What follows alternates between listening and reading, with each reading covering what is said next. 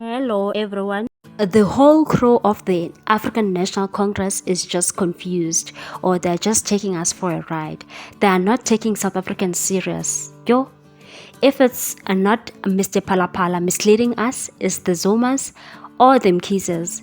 The Special Investigation Unit has finally responded in writing to Zweli Mkize's legal teams numerous letters requesting the document or cabinet meeting in which it had based its findings against him. The unit said it did not have the document.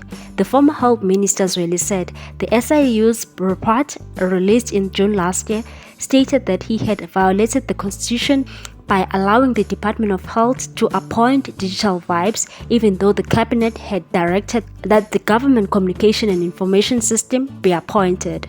He said that despite his detailed submission to the SIU, disputing the report and requesting it to consider his representation before releasing the report to the public, it went ahead and published it without taking his submission into consideration.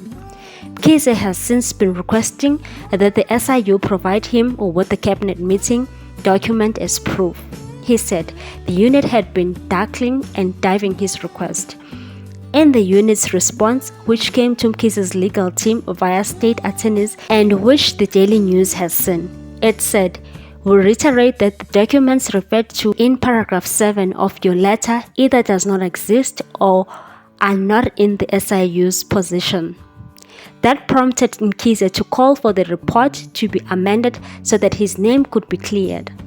He said the SIU had no evidence against him. He said he had always suspected that the SIU had predetermined findings against him with the intention to tarnish his name.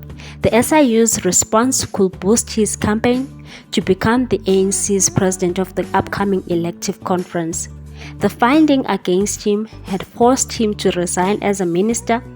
The report found that the contract was irregularly awarded to the company owned by his close associates.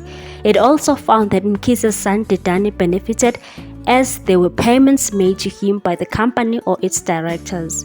Mkize said his son had explained that the money he had received had nothing to do with the Digital Vibes tender. The former minister was also cleared by the Parliament's Ethics Committee, which found that his son's benefits shouldn't be construed as the minister's benefits from the tender since he was not a minor.